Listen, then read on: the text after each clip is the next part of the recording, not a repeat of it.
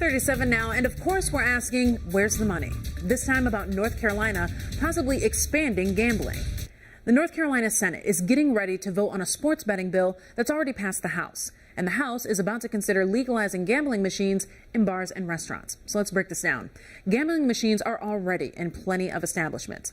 Technically, this is illegal, but the law is hardly enforced, and Supreme Court rulings don't really make it clear on what is and isn't allowed. So some lawmakers think this is the answer. Have the state legalize gambling machines, limit where and how many there are, and then require licensing through the state. Now, here's the most important money aspect, though. The state would take 40% of the profits that these machines generate. That's why this morning we're taking you inside the debate. Check this out. The real reason that these things flourish is because people play them.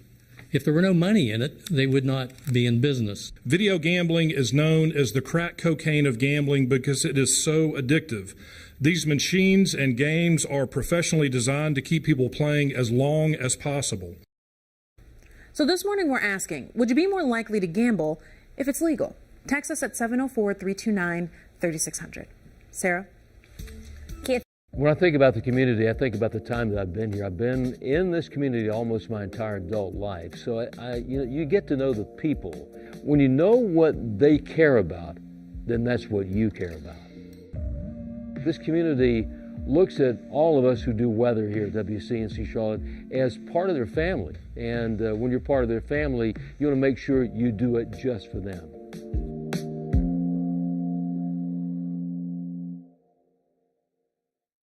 Happening today, the community set to come together to honor the heroes and remember the victims in that massive SouthPark construction fire.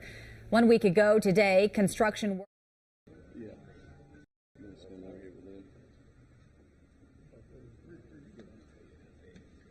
All right, we'll go ahead and get started.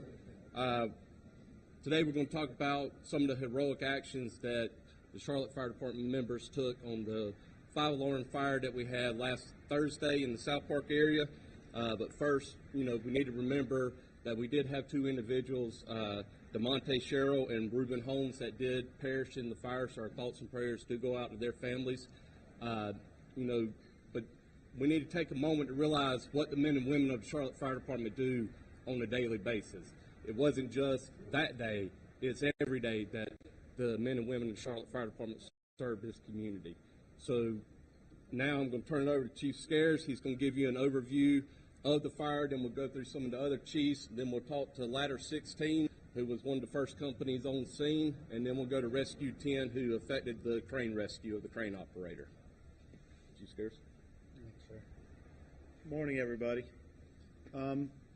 As Chief Flipsack said, not only did those 2 victims, but we've had multiple fatalities this month, unfortunately. So we think about all of that. In addition, this was one of at least 4 multi-alarm fires we've had this month.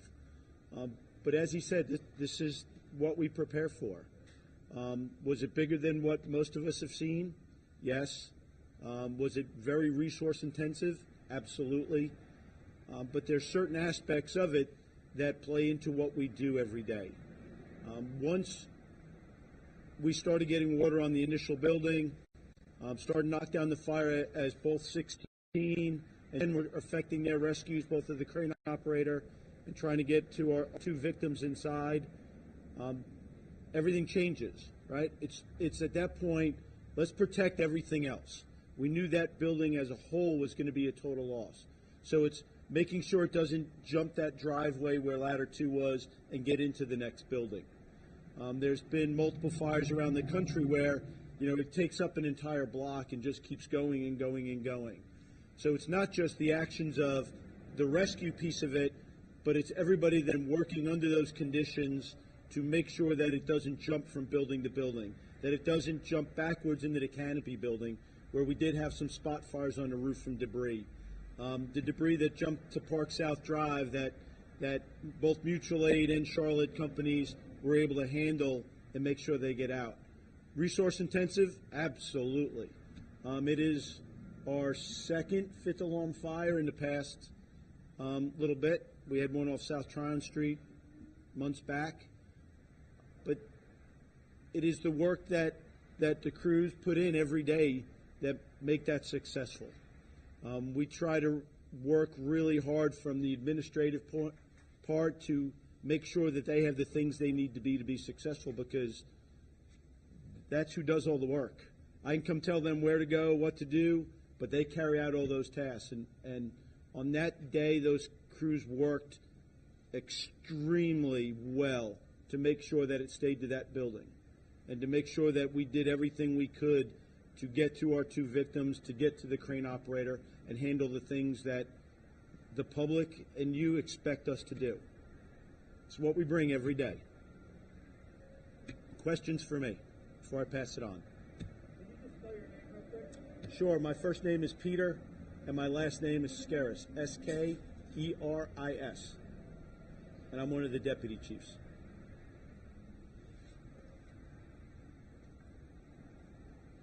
And at the end of this, I'll give a brief update on the fire investigation piece of it. But next, I'm going to turn it over to Chief Tim Brown, who was the first arriving BC on the scene. How you doing? So, Chief saying, my name is Tim Brown, 5th Battalion, A Division. So I was the first chief on scene after 16 their other crews arrived. So basically, what I saw when I first got there, we had smoke chugging out of the first side of the A side of the structure. Looking at the type of smoke that was coming out of the structure, as Captain had said during his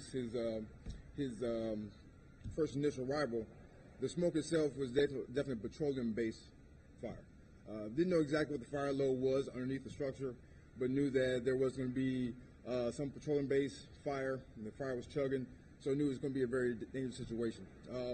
So at that point, just trying to set up to make sure that we could basically stabilize this structure and make sure that fire didn't go any further than where it was. So the biggest thing was just trying to get a hold of what was going on at that fire, get companies around the building to make sure that we could basically defend the rest of the area. So there were a couple of rescue operations going on at the same time, and 16 and the latter 2 companies, they at that time were setting up to begin their rescue operations. At this time, Chief Withers came in to give me support, and I basically passed information on to him and moved on to a different role. So that role lasted for the next 10 hours, so I'm not going to talk about all that. But at that point, I moved on to other roles, and I'll pass it on to Chief Withers. He can speak on his hat. So next we'll have Chief Eric Withers. He ultimately came in and had command of the incident after he relieved Battalion Chief Brown, and Chief Brown went and engaged in the firefighting rescue operations, and Chief Withers took over command of the incident. And I'll try to keep it brief. The true heroes are the guys that are wearing the blue shirts. From the outside, we had challenges. The challenges include the building that we knew at some point in time would be coming down, the exposures, and the amount of heat that as well as fire that the building was producing, trying to protect those to where we didn't have additional secondary damage and or property loss. We had the 2 victims. When we pulled up, myself as well as Chief Brown, there was still a chance, and if there's a chance, we're willing to take that risk and go inside and search for those 2 victims. As well as, and something that hasn't been brought up, is we were not exactly sure if there were other workers inside that were unaccounted for.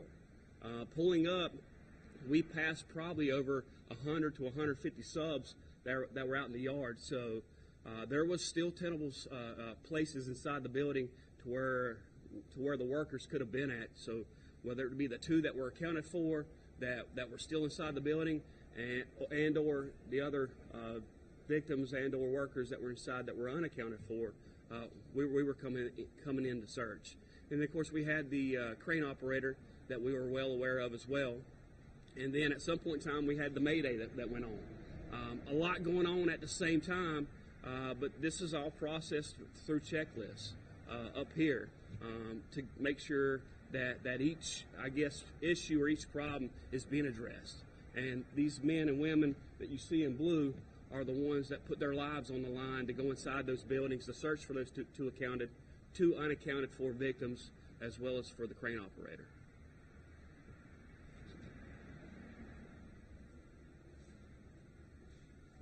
Next, we'll have Chief Shane Nance come up and speak a little bit. He's the battalion chief of Battalion 3, which is over special operations here at this station, and he can give you a little insight into what he did that day.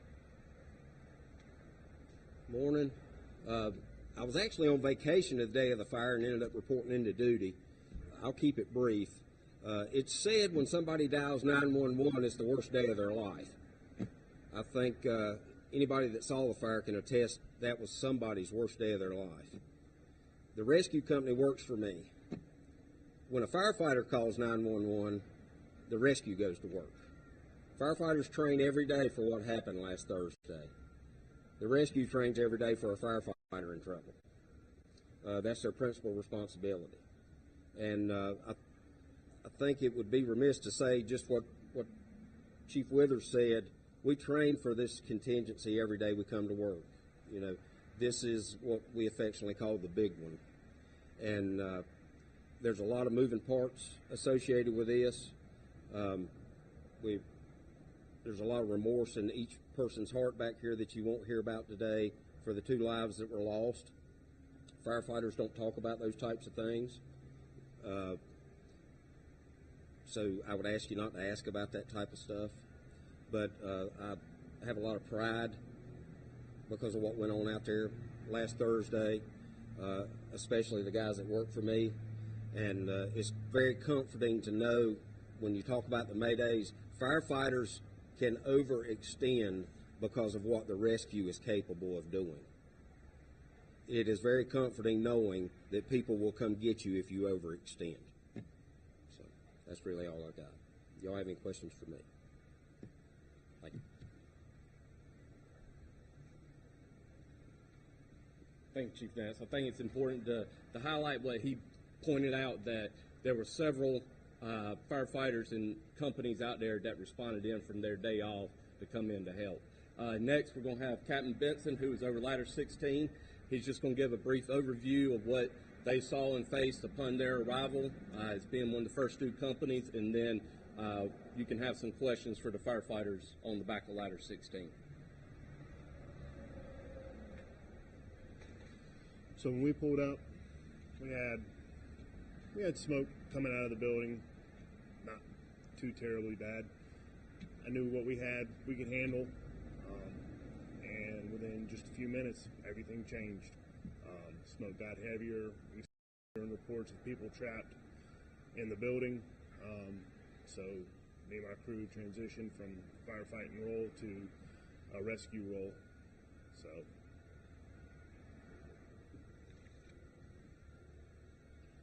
Any questions for the firefighters on back to 16? So when you go from that to rescue, were you already going in? What's your approach to the building? Are you going in, or are you going out from the outside? My firefighters had gone in to locate the fire, to direct the engine companies that were immediately behind us. Engine 12 and Engine 14 arrived immediately behind us, and they were telling me, my crew was telling me where the fire was located so I could direct the engine companies to the fire. And then once they found the fire, they'd come back out, and we were told that there was people trapped somewhere in the building. So. How do you go about rescuing people in the building? And which levels and what part of the building were they on? I'm sorry? Where were they located? Levels and size of the building? So my understanding, they were on would have been the 6th floor. And I'm not sure where the others were, just the 2 that we were being told of.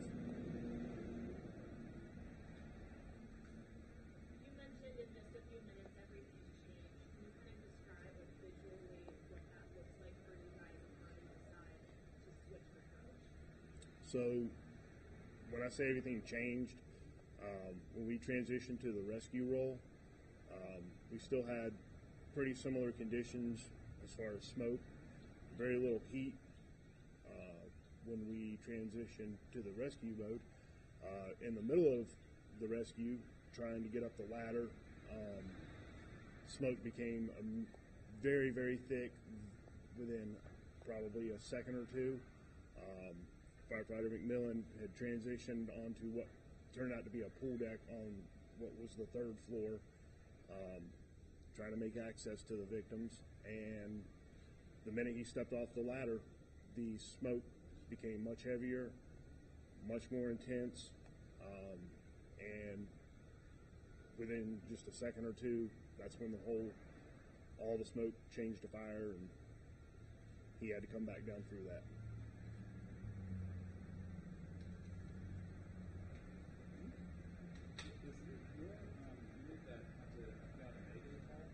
No, sir.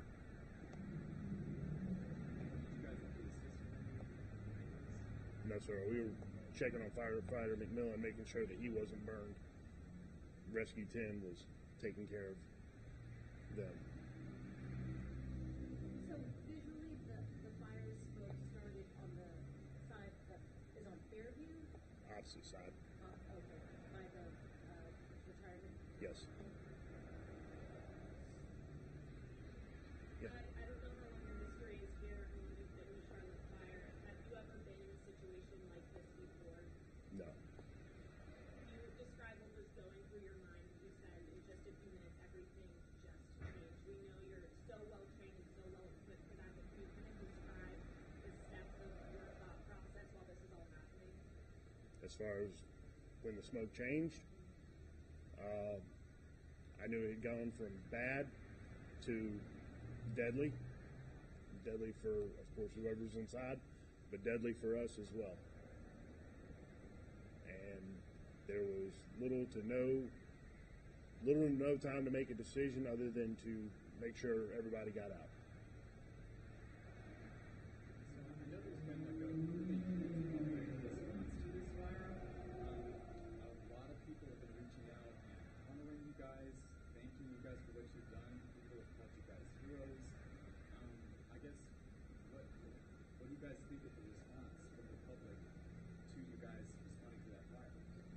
Thankful, overwhelmed. You guys feel like heroes yourselves? I don't. I feel like I showed up to do what my job was, just like them, just like Rescue 10, just like the Chiefs did.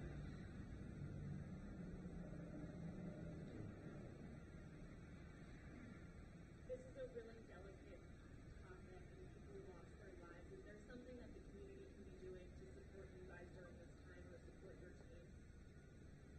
I would refer to the public information officer for that. Yeah, I mean, just back to how we started off, just know that this is what we do every day. So, I mean, it's not one time, it's every day. So.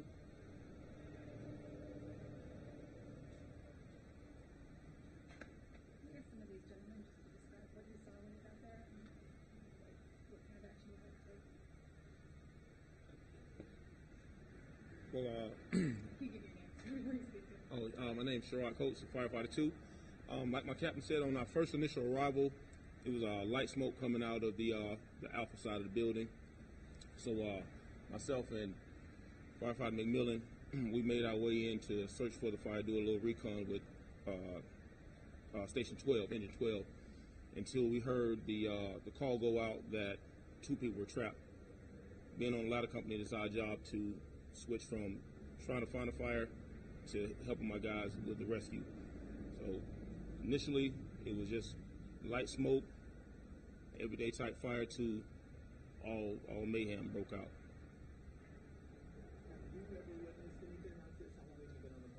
I've been on the force 14 years, and this is the biggest fire I've seen.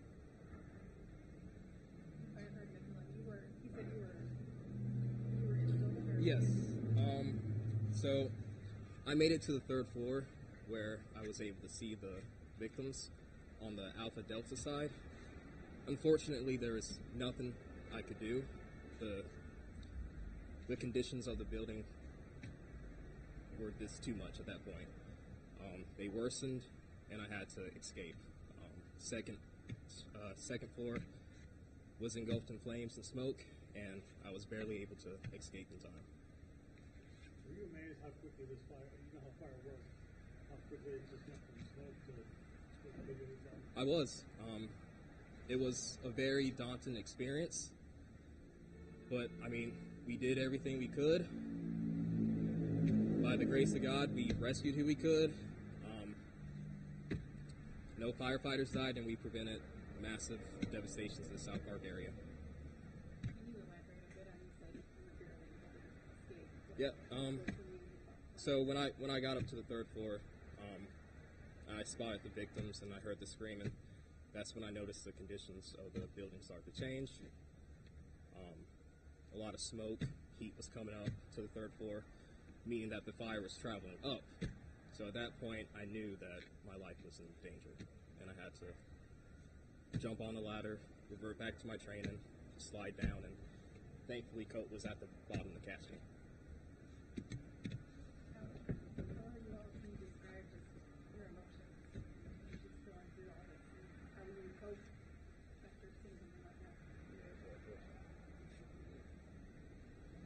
So, to answer your question about emotions, it's a roller coaster, as you can imagine.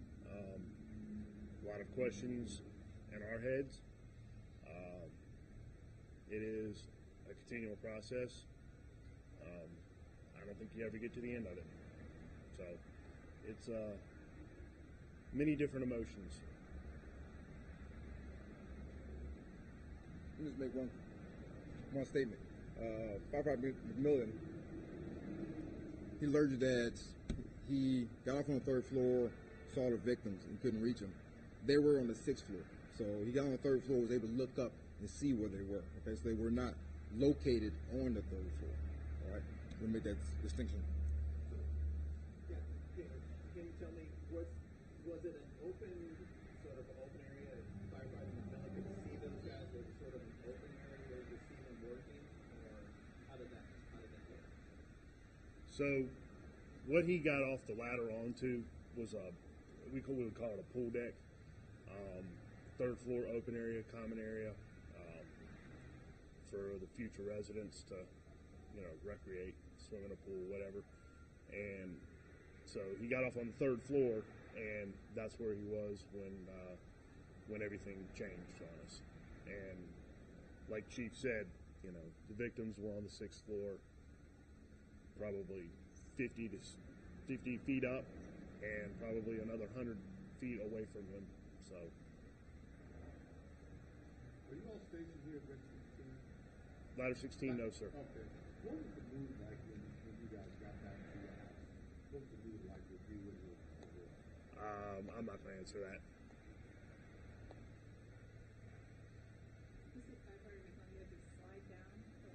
Yeah.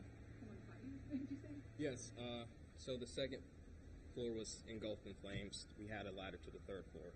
So that smoke and that heat was traveling upwards on the ladder. There wasn't a lot of time to go down it, so I had to slide as fast as possible. And that speed, I could have hit the bottom and hurt myself. So Coach was down there near the first floor on the ladder to catch me. Had you ever do anything like that? No, but it was just reverted back to training, and I was okay because of that.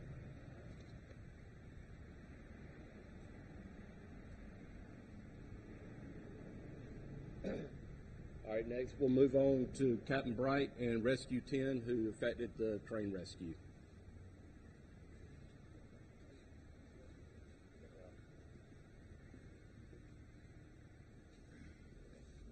All right, again, Captain Bright, company officer on Rescue 10 on A shift.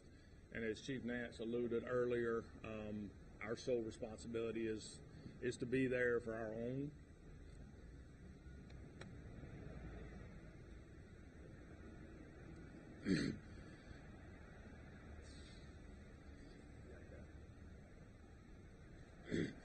On that day, we had a couple incidents take place.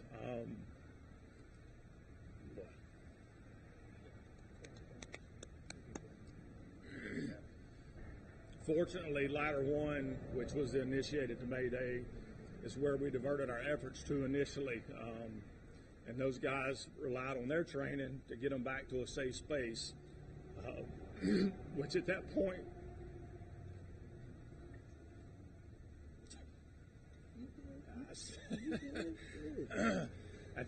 it gave us the opportunity to divert our efforts to Quincy.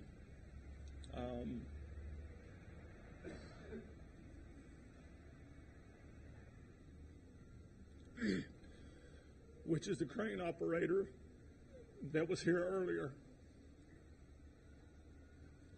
You don't get that.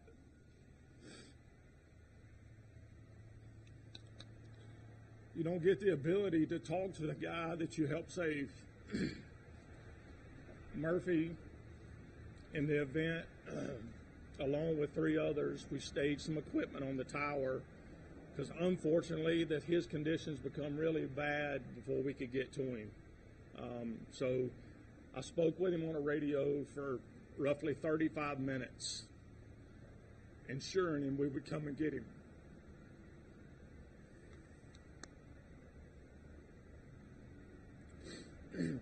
So with that, Murphy was able to extend all the way to the top of the ladder, provide him with some protective clothing, and that man come down like a cat. He was ready. But we stuck with him on the radio, assuring him that we would be there. The other guys on scene, the other aerial apparatus and hose lines that they had stretched to the adjacent building was to keep the crane cool, because we all know the dynamics of fire and what it does to metal, elongation, all those things. It doesn't mean anything to the civilian, but to us that means catastrophic failure. So our whole time we're thinking that the crane is going to take significant heat and we're going to watch it fall, on top of him being in a column of smoke or fire for an extended period of time. But 28 years on the job, I've never seen anything like that. And to talk to him on the radio and him tell you that he's down to his last bottle of water.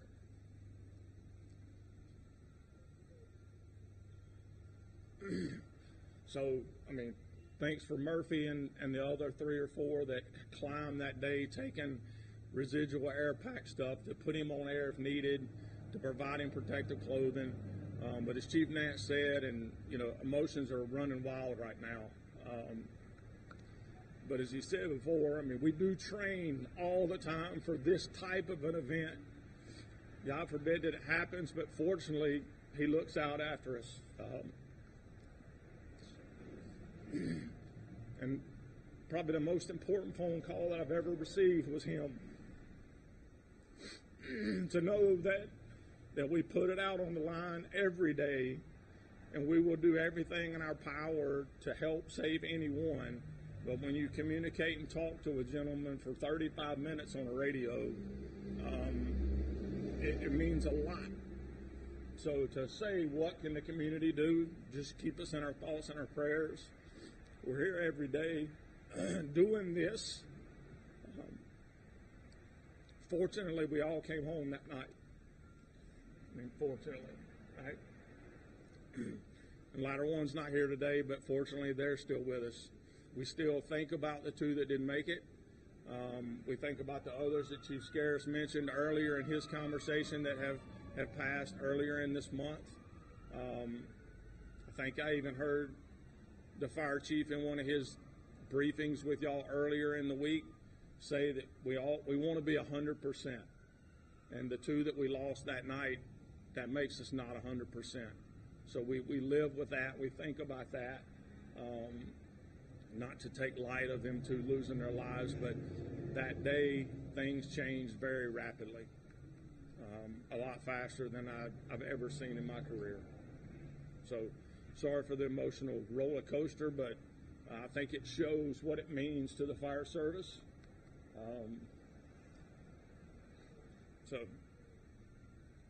that's about all I can give you at this point. But any questions for anything?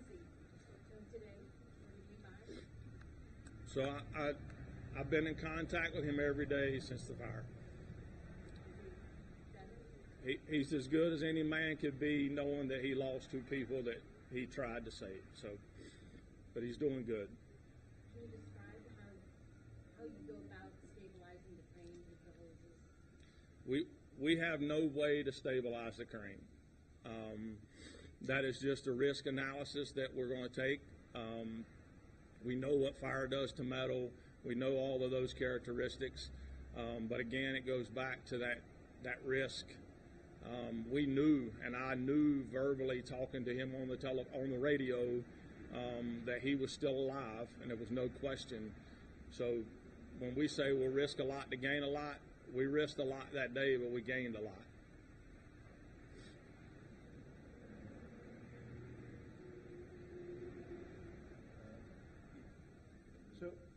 So one of the things I want to add, and obviously Captain Bright's emotional, and you can tell from Captain Benson, we take this job really personally, right? There's people that go to careers and do things. We really take this personally, and I don't think people really understand that. And when Captain Bright talks about we will risk a lot to save a lot, you heard from both Firefighter McMillan and Firefighter Coach and Benson and Captain Bright, like they risked right up to the point where McMillan has to physically bail out of a third floor onto a ladder, uncontrolled, slide it down where Coach catches him at the bottom just to save his own life. But we're willing to, we push ourselves as far as we physically can in what the gear will allow because we care. And I don't want that ever to get lost. You can see Captain Bright and I have known each other for a long time, and you know, it just, the emotions of what we do really play in sometimes because we don't get to do that a lot, right? And it's the hard part of being able to talk to Quincy on the phone, on the radio for 35 minutes, and when he gets to the bottom, he's got a huge smile on his face. He gives you a hug, and he's like, "Get me the hell out of here." And it's those feelings that, like, there's a lot of days we don't make a difference where people really recognize it, and it's those times when we do that really mean a lot to us. So I hope that never gets lost on anybody. I got one quick thing. Our folks are good at what they do. And what they do, if it's humanly and divinely possible, is save lives. That's it in a nutshell. And what they did that day, I've been doing this 29 years in this town. I'm a lifelong Charlottean. I've never seen what they did and what they did. You don't see it every day. We risk it every day, but what they pulled off that day is something unheard of. They saved lives. And that is the news story. They're good at what they do. Don't ever forget it. Because when you dial 911 4 minutes later, this is what you get. And they don't want to see nobody that looks like me. They want to see guys that look like them.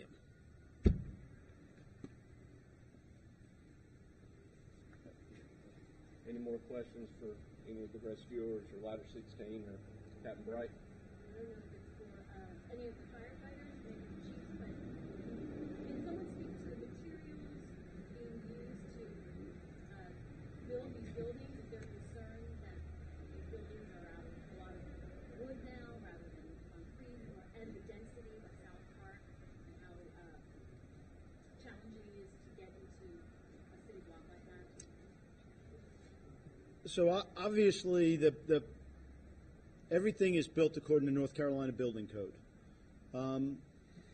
Our challenge is in those buildings, right? So bottom couple floors, depending on that day, the bottom 2 floors were all concrete block, right? Obviously doesn't burn. Everything above that is lightweight wood.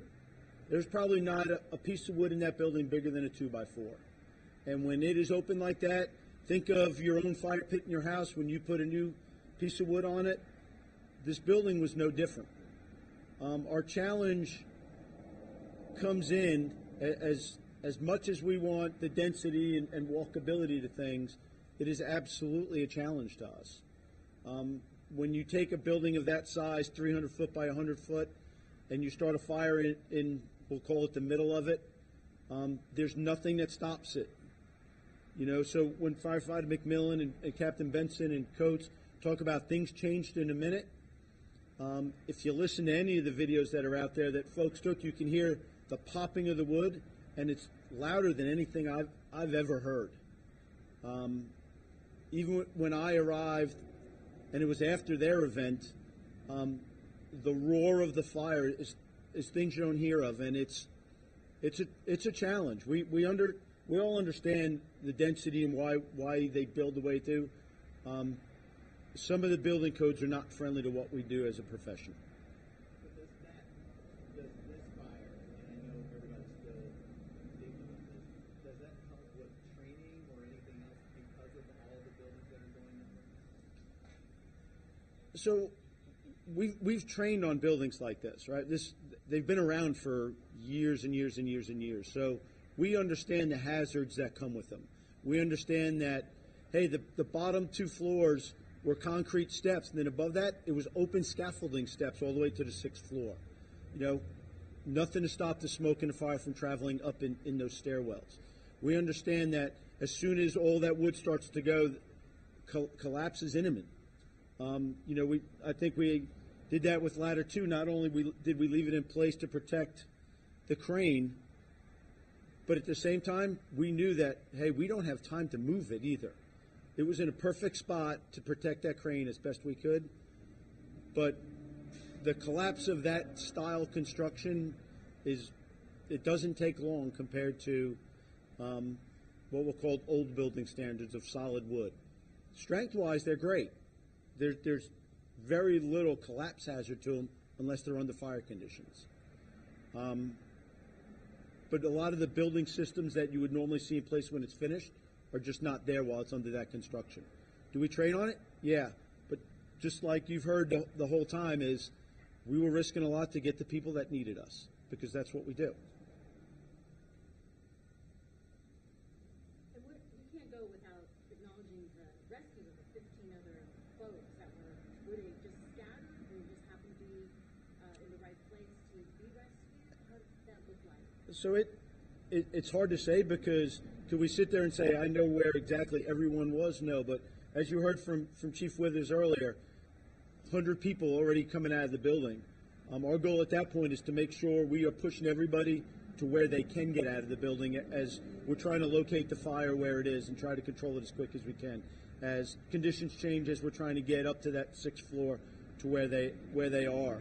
And likewise, the crane operator, one of the most amazing stories in all this is he swings his crane over to the building, drops his load down to the roof to just give them an opportunity to get on that at the same time, which is why he stayed in his man box on the crane. It is the grace of humanity that tries to do, the best for other humans that we can. And, that's always our job. If we can get somebody pushed towards an exit, whether it's verbally or escort them, we do that to get them out. And we try to get to those in the highest risk. Can you go back real quick to the crane operator rescue? I said firefighter Murphy you were bringing supplies up. Can you describe your scope of supply on that?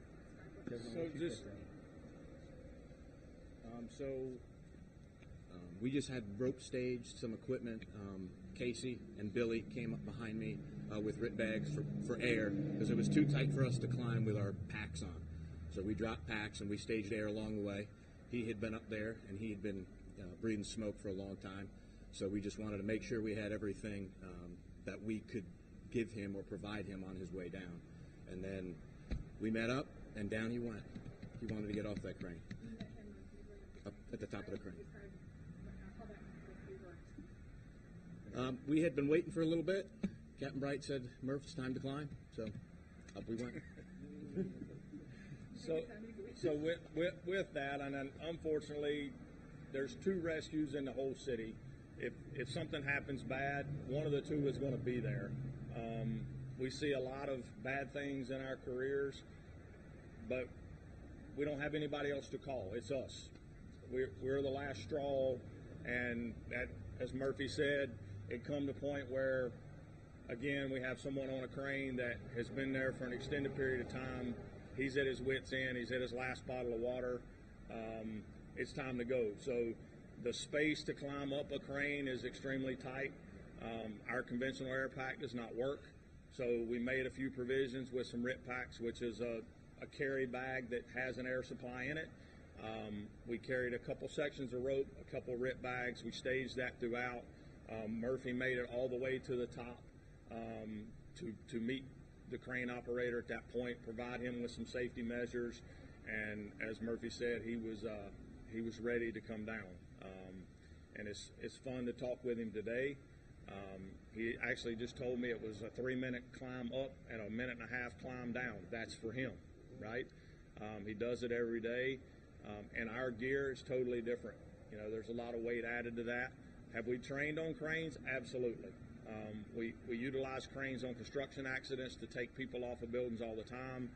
Some of the crane companies allow us to go train at their facilities.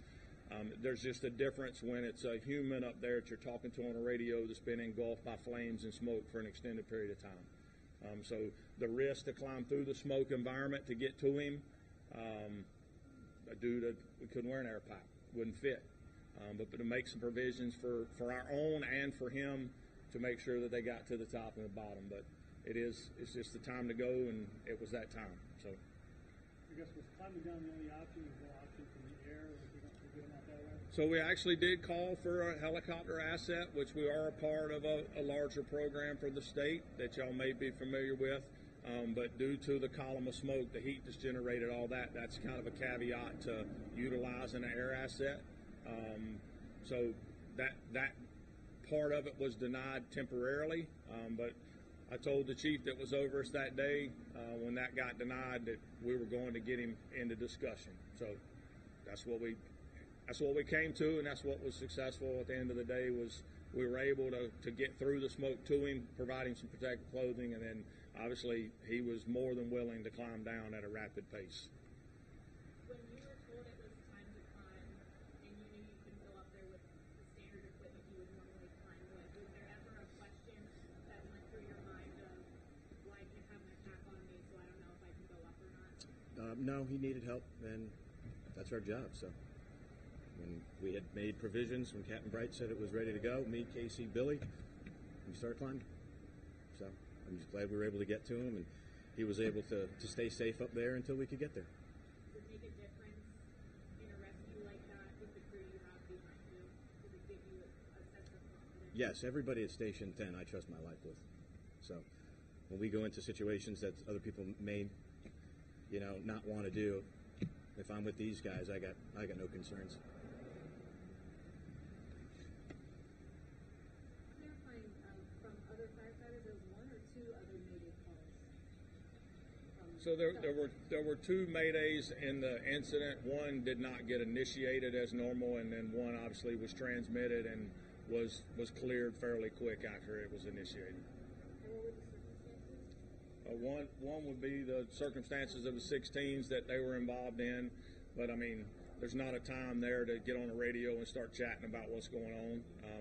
They kicked into what needed to happen and they extricated themselves, and then obviously ladder 1 was on the 6th floor of the building that 16s had located where the 2 were at, and they had made their way to the 6th floor. And if you've ever been in a construction site while it's under construction, it's all timber. The hallways look like hallways in one moment, and the next minute looks like a bedroom. So they had extended into the building of the 6th floor. They started running a little bit low on air, which is a part of our system. And when that happens, it's a mayday. It's to be initiated so we can get other resources put into play. So we were diverted to them to locate the stairwell and try to make access to them. And fortunately, their training paid off, and they stayed calm, and they were able to get to the stairwell. And as soon as they made it to the stairwell, it was clean smoke at that point, but one of them took their last breath. It's no question that you guys have a really dangerous job, and I'm sure you have wives that are probably very worried about you when you go to work every day, and you know that you're walking into these burning buildings to save lives. But was there a sense of relief that night when you were able to go home and were able to see your family and know that you got out of this alive and your brothers and sisters did too? Well, I've been, like I said earlier, this is my 28th year, and for sure that night, to be able to sit back down at the kitchen table, not just me or my guys, but all of us, is a fortunate thing. Mine's probably watching it right now, wanting to know why I ain't retired yet. So she'll get a chuckle out of that, I'm sure. But, you know, times are changing, there's no doubt, and things that we're dealing with on a day-to-day basis is changing. And, you know, but it's like Murphy said before, it's what we're here to do. We all love our job. I don't know many of you that would go to work an hour early every morning and stay an hour late, right? We do every morning. You're here an hour early and you usually leave an hour late. And it's because of the family and the bond that we have amongst ourselves. So not just in our station, but any of them. I mean, they're dealing with some stuff still to this day, and we all will. We'll deal with it for some time frame, but it is rewarding to be able to call home and tell your family that you're okay. Captain, can you talk about that bond and how you guys have been dealing with just helping each other this whole week? I don't know how you can talk about it, because if you sit down at the kitchen table with us, you'd think we were crazy about things that we talk about at the kitchen table and how we get things off of our mind and our hearts and things like that. But it's unique. I think Chief Nance alluded to it when he said he was on vacation and he come back in, and it was nothing but a text message that said, hey, we're in a bad way, basically. The fire department needs some help. And you'd be amazed at the number of people that stopped what they were doing in their lives to come back that day to help staff other trucks, to come and just do whatever needed to be done to make sure that the civilians of Charlotte were safe, even though we had a large fire going on. You know, our company, every person that rides my company on 3 shifts were in this station that afternoon. Every one of them left their part-time jobs to make ends meet, whatever it makes. They all left their families, their part-time jobs to come back here and to check on us and to provide protection for the city while things were still going on out there. All right. We'll wrap it up. Finish with Captain Bright's comment right there, and just, you know, just proves we're students of our craft, and we're constantly learning and constantly evolving the fire department to keep up with trends in construction and everything, and to make us the best of the best, because we are the best. So thank you for coming out, and that's going to wrap everything up. Then I'll provide an update on the fires in a minute.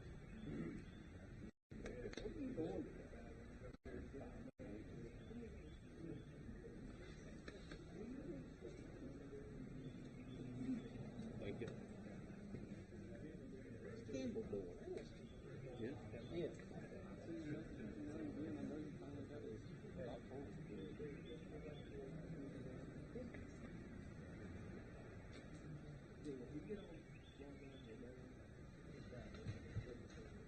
Give y'all a quick update on the investigation piece of the fire and everything. We're not ready to release.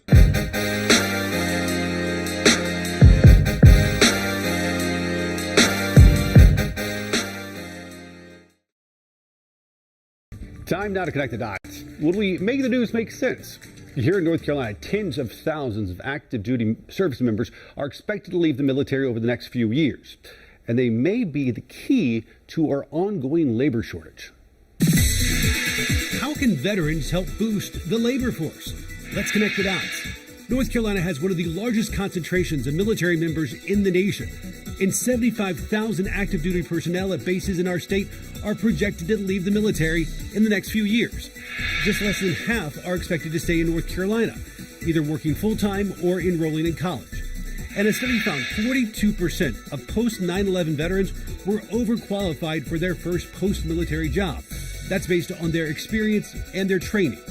Now, a state task force working to make sure North Carolina businesses are advertising in the right way.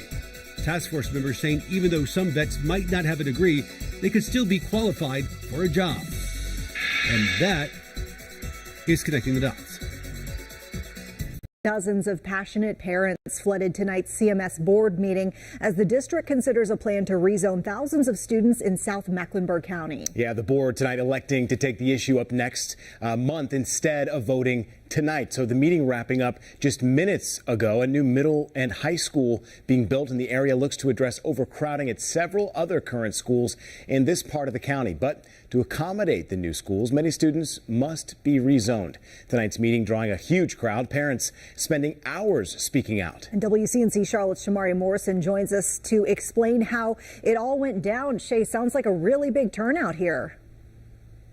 Yeah, it was. There were actually 105 people who were actually signed up to be speaking. And I want to give a little clarification that I gave you all earlier. Actually, they weren't here to vote at all today. They were just here for that first public comment time where they're getting to hear from parents who are concerned about these things. They have always and will actually be voting in June on this. But a lot of those parents that were here today, they were saying that they want this vote to be delayed. The board is not following its 4 guiding principles. It was one of CMS's longest meetings. The latest draft doesn't make sense in numerous ways. And one of its most contentious. November is coming.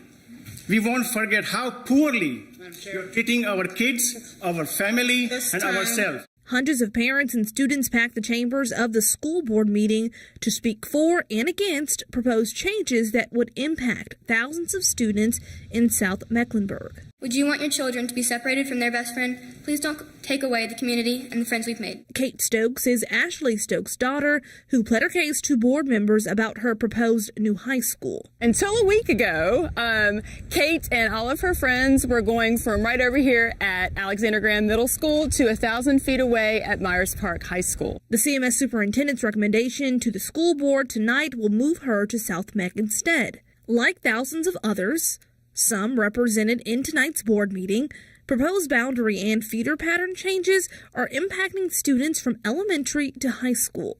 In the Stokes case, only a small percentage of students, those in Huntingtown Farm, west of South Boulevard, and those in the Sharon neighborhood, right near this borderline, will go to South Meck. We know that there are structural changes to be made, but I think by taking this little group of people, it's a cosmetic change rather than a real change. A split of where neighborhood kids go was not the only thing parents were upset about. Home to school distance will double for my community. But not all parents came tonight against the changes. Please do not delay the vote. The board will breach this contentious topic again in early June. Now, it's not typical for a CMS meeting to last this long. It literally just ended maybe about 10 minutes ago, and I was told by someone from CMS the last time they've seen this many speakers for one topic was actually back in 2017, so this is definitely something new for them and something that a lot of parents are very passionate about. And again, they will be voting to either modify, change, or go forward with the plans for the South Boundary changes at their June 6th meeting. Live in Uptown Charlotte, Shamari Morrison, WCNC Charlotte. With your help, WCNC Charlotte is making a difference in our community. Beautiful day. So many people helping. This is incredible. Let's spread that love tonight. Here is a $5,000 check that you guys can use to further the mission. There is nothing on earth like the feeling of giving back with your hands. $5,000 to you and Block Love Charlotte for what you guys do. If you'd like to make a difference, go to WCNC.com/make-a-difference now. Turning to this new at 5:30. As the number of unhoused senior citizens grows, a local medical center tells us they are seeing more injuries in this age group. Yeah, they say more and more seniors are actually suffering from falls, with data from the CDC showing the risk of being injured in a fall dramatically increases with age here. That's right. WCNC Charlotte's Tradisha Woodard shares how the facility is working to fill in the health disparity gap among seniors in our area. I fell on my right side and I bruised that muscle. Gwendolyn Cooper knows firsthand what it's like to have an accident at an older age. Oh, that was the terrible experience. I hate to fall. Dedicated Senior Medical Center says there's already health disparities among seniors in our area, and the increase in the number of seniors who are homeless makes that gap even wider. We actually do take care of some patients that currently live in the shelter. And so, yes, we are seeing that more and more as rent is going up and housing has become unaffordable. So the most common one that we've been seeing here are the falls. And so whether it's they got dehydrated from being out in the heat and they fell and had a head injury or something like that and they show up. Dr. Fulton says older people are more fragile and experiencing an injury could be life-changing. It could cause a hip fracture. And a lot of times if an elderly person break their hip, they don't usually come back from that. She says that's why they're working to help many older people 55 and up get back on the right track, both mentally and physically. We try to get them with social workers, case managers to try to help find housing for them, but provide whatever it is that they may need at that moment. She says they're willing to work with seniors, even without insurance, in hopes of taking care of those who have taken care of us. I just feel sorry for them. Tradisha Woodard, WCNC Charlotte. And as Mental Health Awareness Month wraps up, new data shows just how much our finances impact our well-being. So here's what you need to know, so you're not left asking, where's the money? Researchers from The Point say personal finances cause more stress than a slew of other issues, including social issues and politics. And finances are especially tough for women and Gen Z. Nearly 60% of women say personal finances affect their mental health. And if making ends meet is keeping you up at night, here are 3 things you can do right now to get back on track. 1, focus on the spending that you actually have control over. For example, look for ways to shave a few dollars off of your grocery bill. Think about store brands instead of those name brands. 2, pay your essential bills. Really take a look at your budget and figure out what is and is not necessary. Look at those bills and compare them to your family needs. Think about paying off things like water, electricity, and housing payments first, so you know that the big essentials are covered. And 3, track your progress when it comes to savings. You can use apps like Mint that can help you show your savings growth over time. This will help boost your confidence and maybe put your mind at ease. Verify, WCNC Charlotte. Verify is all about trying to make a difference in the community by making sure that the community has the correct information. This is what we know, and hey, this is what we don't know. Sometimes you're actually surprised by the answer. Verify the difference. Verify is a great way to combat that misinformation, making sure that people know the process of the reporting. Chris, thanks. Back now to our big story of the morning. Fire crews continue to keep an eye on a fire that happened right here overnight in the Charlotte area. 2 construction workers unaccounted for. The family of one of them believes 30-year-old DeMonte Sherrill died in that fire. Loved ones say he tried calling them, pleading for help. The fire quickly engulfing the construction site, making it really difficult for the nearly 90 firefighters to rescue over a dozen of those workers. We know the first calls came in around 9 a.m. yesterday. Just 10 minutes later, a second alarm called in. The response kept growing till just before 10 a.m. when that 5th alarm fire was called. This is the highest response from Charlotte Fire Department, also the most dangerous. Departments even getting called in from Pineville, Midland, Wesley Chapel, and Steel Creek. But this hour, we still do not know what started and ignited those flames. Let's bring in Wake Up Charlotte's Richard Devane live here in SouthPark. So, Richard, you were on the ground here yesterday morning when this first started. At this point, what do we know? Yeah, pretty much what you've said this morning, Ben. Good morning to you. Good Friday morning. I can tell you when the flames started, there were a lot of people actually watching what was going on at the time. I'll step out of the way, let you take a look. They're still trying to douse this, any possible hot spots to this building. Right behind the building that went up, a retirement community. I was located in that retirement community as they were going about the process of making sure all their residents were safe. Next to that was a hotel. The managers, of course, worried about their workers and all of their guests. People in this area concerned.